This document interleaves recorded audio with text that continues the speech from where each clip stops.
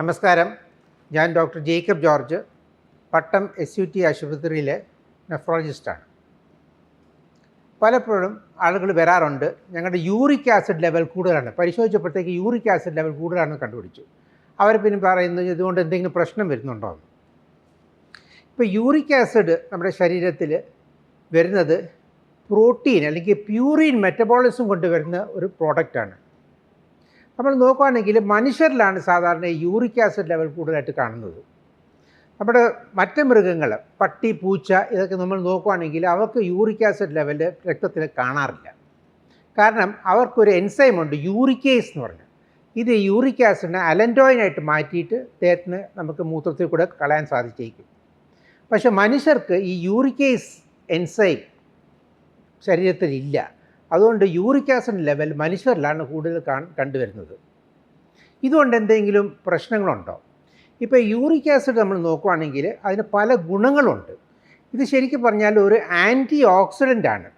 നമുക്കെല്ലാവർക്കും അറിയാം, മനുഷ്യരുടെ ലൈഫ് സ്പാന് കൂടുതലാണ്. നമുക്ക് പട്ടി, പൂച്ചയൊക്കെ നോക്കുകയാണെങ്കിൽ അവർക്ക് കൂടുതലാണ്. അപ്പോൾ ഈ യൂറിക് ആസിഡ് മനുഷ്യരിലാണ് കൂടുതൽ കാണുന്നതിന് ചിലപ്പം ചില ഗുണങ്ങൾ കണ്ടേക്കാം. അപ്പോൾ ഇതിൻ്റെ ആൻറ്റി ഓക്സിഡൻറ്റ് പ്രോപ്പർട്ടി ചിലപ്പം അത് സെൽ ഫങ്ഷനൊക്കെ ചിലപ്പോൾ സഹായിച്ചെന്നിരിക്കാം. നേരെ മറിച്ച് യൂറിക് ആസിഡ് ലെവൽ കൂടിക്കഴിഞ്ഞാൽ പ്രശ്നങ്ങൾ വരാം. അപ്പോൾ എങ്ങനെയാണ് ഈ യൂറിക് ആസിഡ് രക്തത്തിൽ കൂടുതലായിട്ട് കണ്ടുവരുന്നത്? പ്രധാന കാരണങ്ങൾ നമ്മൾ കഴിക്കുന്ന ആഹാരം, അതിൻ്റെ മെറ്റബോളിസം കൊണ്ടാണ് യൂറിക് ആസിഡ് ശരീരത്തിൽ ഉണ്ടാവുന്നത്. അപ്പം കൂടുതൽ നമുക്ക് ഇറച്ചി, ബീഫ്, മട്ടൺ, പിന്നെ ചിലതരം പൾസസ്, ഷെൽഫിഷ്, മുട്ട, ഇതൊക്കെ കഴിക്കുമ്പോഴത്തേക്ക് പ്യൂറിൻ മെറ്റബോളിസം കൊണ്ട് നമ്മുടെ ശരീരത്തിൽ യൂറിക് ആസിഡ് ലെവൽ കൂടുതൽ വന്നേക്കാം. പിന്നെ ഉള്ളത് സെൽ ഡിസ്ട്രക്ഷൻ. ഇപ്പോൾ നമുക്ക് എല്ലാവർക്കും അറിയാം, സെൽസിനകത്ത് യൂറിക് ആസിഡ് ഉണ്ട്. ഇപ്പോൾ സെല്ലിൻ്റെ എണ്ണം കൂടിക്കഴിഞ്ഞാൽ, ഇപ്പോൾ തരം ക്യാൻസേഴ്സ്, ഇത് നമുക്ക് ചിലപ്പോൾ യൂറിക് ആസിഡ് ലെവൽ കൂടുതൽ വരുന്നത് ചിലപ്പോൾ ഒരു ലക്ഷണമാകാം, ചിലപ്പോൾ ഇവർക്ക് ക്യാൻസർ കണ്ടേക്കാം. പിന്നെ ഉള്ളത് ക്യാൻസർ ചികിത്സ. നമ്മളിങ്ങനത്തെ ലുക്കീമിയ, ലിംഫോമ, ഇതൊക്കെ നമ്മൾ ചികിത്സ തുടങ്ങുമ്പോഴത്തേക്ക് ഈ ക്യാൻസറസ് സെൽസൊക്കെ നശിച്ചു പോകും. അപ്പോൾ ആ സമയത്ത് സെൽസിനകത്തിരിക്കുന്ന പ്യൂറിൻസ് രക്തത്തിലോട്ട് വന്നിട്ട് അതിൻ്റെ യൂറിക് ആസിഡ് ലെവൽ കൂടുതൽ വന്നിട്ട് യൂറിക് ആസിഡ് ലെവൽ കൂടുതൽ വരാം. അപ്പോൾ ഇത് ട്യൂമർ ലൈസിസ് സിൻഡ്രോം എന്ന് പറഞ്ഞൊരു പ്രത്യേകം ഒരു അസുഖമാണ്. ഈ കീമോതെറാപ്പി ചെയ്ത് കഴിഞ്ഞിട്ട് യൂറിക് ആസിഡ് ലെവൽ കൂടി വന്നിട്ട് വൃക്കകൾക്ക് തകരാർ വരാം. പിന്നെ ഉള്ളത് യൂറിക് ആസിഡ് ശരീരത്തുണ്ടാവുന്നത് നമ്മൾക്ക് മനുഷ്യരിലാണെങ്കിൽ മൂത്രത്തിൽ കൂടാണ് യൂറിക് ആസിഡ് ലെവൽ കളയുന്നത്. അപ്പം കിഡ്നി, വൃക്ക തകരാർ വന്നാലും യൂറിക് ആസിഡ് ലെവൽ കൂടുതൽ വരാം. ഇപ്പോൾ യൂറിക് ആസിഡ് ലെവൽ കൂടുതൽ എപ്പോഴാണ് നമ്മൾ പറയുന്നത്? ഇപ്പം പുരുഷന്മാരിലാണെങ്കിൽ യൂറിക് ആസിഡ് ലെവൽ 7 മേളിലാണെങ്കിലും, അതേപോലെ സ്ത്രീകളിലാണെങ്കിൽ 6 മേളിലാണെങ്കിൽ നമ്മൾ യൂറിക് ആസിഡ് ലെവൽ കൂടുതലാണെന്ന് നമ്മൾ പറയുന്നത്. ഇതുകൊണ്ട് എന്തൊക്കെയാണ് പ്രശ്നങ്ങൾ വരാവുന്നത്? ഇപ്പോൾ യൂറിക് ആസിഡ് ലെവൽ കൂടുതൽ വന്നാൽ അത് പല സെൽസിനകത്ത്, സ്ട്രക്ചേഴ്സിനകത്ത് ഡെപ്പോസിഷൻ വരാം. ഇപ്പോൾ നമുക്ക് എല്ലിൻ്റെ ജോയിൻറ്റ്സിലൊക്കെ കൂടെ യൂറിക് ആസിഡ് ഡെപ്പോസിഷൻ, ക്രിസ്റ്റൽസ് വന്ന് ഡെപ്പോസിറ്റ് ചെയ്യാം. ഇത് ഗൗട്ട് എന്ന് പറയും. ഇത് വരുന്ന പെട്ടെന്നൊരു മുട്ടിന് വേദന. ആളുകൾ ഈ ഗൗട്ടിൻ്റെ വേദന വന്നു കഴിഞ്ഞാൽ അവർ പറയും ഇതുപോലെ ഒരു വേദന അവർക്ക് നേരത്തെ അനുഭവിച്ചിട്ടില്ല എന്ന്. അത്രയ്ക്ക് ഭയങ്കര വേദനയാണ്. പിന്നുള്ളത് യൂറിക് ആസിഡ് വന്ന ഡെപ്പോസിഷൻ വരുന്നത് ചിലപ്പം ഈ ടെൻഡൻസിലേക്കാണ്. അപ്പം ടെൻഡൻസിലേക്ക് ആകുമ്പോഴത്തേക്ക് നമുക്ക് ചെറിയ മുഴകൾ കാണും. അത് ടോഫൈ എന്ന് പറയും. പിന്നെ വൃക്കകളിലും വന്ന് യൂറിക് ആസിഡ് ഡെപ്പോസിഷൻ വരാം. പിന്നെ മൂത്രത്തിൽ യൂറിക് ആസിഡ് വന്ന് കല്ലുകളായിട്ട് വരാം, യൂറിക് ആസിഡ് കല്ലുകൾ. അപ്പോൾ യൂറിക് ആസിഡ് കല്ലുകൾ ചിലപ്പം ഈ ഭയങ്കര വയറ്റ് വേദന വരാം, ചിലപ്പോൾ മൂത്രത്തിൽ ചുമന്നിറം വരാം. അപ്പോൾ നമ്മൾ ഒരു സാധാരണ നമ്മൾ കല്ലുകൾ വരുമ്പോഴത്തേക്ക് നമ്മൾ വയറിൻ്റെ എക്സ്റേ എടുക്കുമ്പോഴത്തേക്ക് നമുക്ക് കാണാം കല്ലുണ്ടെന്ന്. പക്ഷേ യൂറിക് ആസിഡ് കല്ലുകളിൽ പ്രത്യേകത ഉണ്ട്. അത് സാധാരണ കംപ്ലീറ്റ്ലി ട്രാൻസ്പെറൻ്റ് ആണ്. അപ്പം ഗ്ലാസ് മാതിരി ഇരിക്കും. അപ്പം നമ്മൾ എക്സ്റേ എടുക്കുമ്പോഴത്തേക്ക് നമ്മൾ ചിലപ്പോൾ കാണത്തില്ല യൂറിക് ആസിഡ് ക്രിസ്റ്റൽസ്. അപ്പം നമുക്ക് ചിലപ്പം അൾട്രാസൗണ്ട് സ്കാനോ അല്ലെങ്കിൽ CT സ്കാൻ എടുക്കുമ്പോഴത്തേക്കാണ് നമുക്ക് മനസ്സിലാവുന്നത് ഇത് യൂറിക് ആസിഡ് കല്ലാണെന്ന്. നമുക്ക് പിന്നെ യൂറിക് ആസിഡ് ഈ വൃക്കകൾക്ക് എങ്ങനെ തകരാർ വരുത്താം? ഇപ്പം നമുക്കറിയാം, വൃക്കകൾക്ക് തകരാർ വരുമ്പോൾ യൂറിക് ആസിഡ് ലെവൽ കൂടാം. അതേസമയം യൂറിക് ആസിഡ് കൂടുതൽ വന്നാലും വൃക്കയ്ക്ക് തകരാർ വരാം. ഇപ്പം പെട്ടെന്ന് വരുന്ന യൂറിക് ആസിഡ് ലെവൽ കൂടി വരുന്നത് അക്യൂട്ട് യൂറിക് ആസിഡ് നെഫ്രോപ്പതി എന്ന് പറയും. ഇത് ഞാൻ നേരത്തെ പറഞ്ഞ മാതിരി ട്യൂമറിന് നമ്മൾ ചികിത്സ എടുക്കുമ്പോഴത്തേക്ക് അക്യൂട്ട് യൂറിക് ആസിഡ് നെഫ്രോപ്പതി വരാം. ഇതിന് പെട്ടെന്ന് വരുന്ന വൃക്ക തകരാറാണ് വരുന്നത്.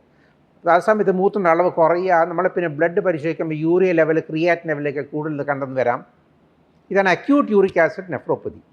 പിന്നെ വരുന്നൊരു ക്രോണിക് യൂറിക് ആസിഡ് നെഫ്രോപ്പതി എന്ന് വെച്ചാൽ ഗ്രാജുവലായിട്ട് യൂറിക് ആസിഡ് ലെവൽ ക്രമേണ കൂടി വന്ന് അത് ക്രിസ്റ്റൽസ് ആയിട്ട് വൃക്കകളിൽ വരാം. ഇത് കൂടുതൽ ഈ ലെഡ് ടോക്സിസിറ്റി കൊണ്ട് വരാം. പിന്നെ ഉള്ളത് നമ്മുടെ കഴിക്കുന്ന ആഹാരത്തിൽ ഞാൻ നേരത്തെ പറഞ്ഞ മാതിരി ചിലതരം ആഹാരങ്ങൾ കഴിക്കുമ്പോഴത്തേക്ക് നമ്മൾ പ്യൂറിൻ മെറ്റബോളിസം കൊണ്ട് വരാം. പിന്നെ നമ്മൾ നോക്കുകയാണെങ്കിൽ ഇത് ചിലതരം സ്വീറ്റ് ആൻഡ് ബെവറേജസ്, ഈ ഫ്രക്ടോസ് നമ്മൾ സാധാരണ ഗ്ലൂക്കോസിന് പകരം നമ്മൾ ഫ്രക്ടോസ് ഇടുന്ന കോളാസൊക്കെ കഴിക്കുകയാണെങ്കിൽ അത് വെച്ച് യൂറിക് ആസിഡ് ലെവൽസ് കൂടുതൽ വരാം. പിന്നെ ഇത് ബിയർ, നമ്മൾ മദ്യം നോക്കുകയാണെങ്കിൽ ബിയർ അംശം കൂടുതൽ കുടിക്കുകയാണെങ്കിലും അതും യൂറിക് ആസിഡ് ലെവൽ കൂടുതൽ വന്നിട്ട് അതും കൊണ്ട് ജോയിൻറ്റ് പ്രശ്നം വരാം, ഗൗട്ടിൻ്റെ പ്രശ്നം വരാം, വൃക്കയ്ക്ക് തകരാറ് വരാം.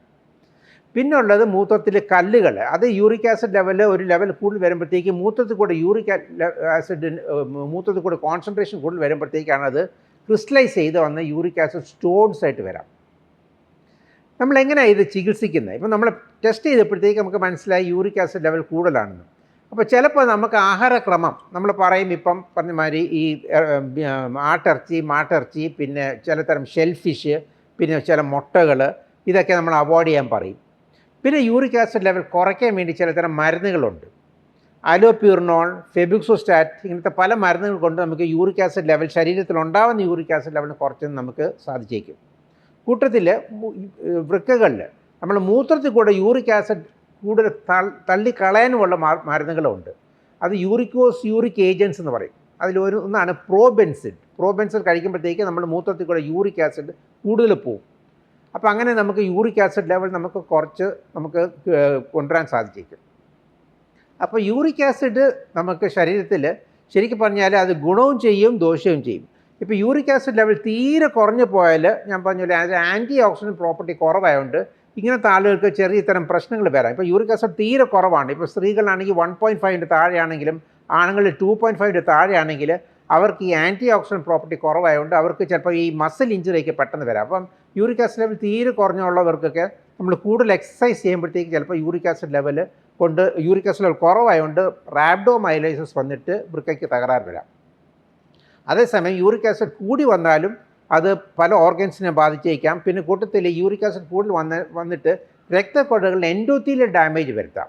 അപ്പോൾ അതുകൊണ്ട് അവർക്ക് ചിലപ്പം ഹാർട്ടിൻ്റെ പ്രശ്നം വരാം, പിന്നെ അവർക്ക് ഡയബറ്റീസ് വരാം, പ്രമേഹ രോഗം വരാം, പിന്നെ അതുപോലെ സ്ട്രോക്സിൻ്റെ സാധ്യതകൾ കൂടുതലാണ്, രക്തസമ്മർദ്ദവും കൂടുതൽ വരാം യൂറിക് ആസിഡ് ലെവൽ കൂടുതലായും.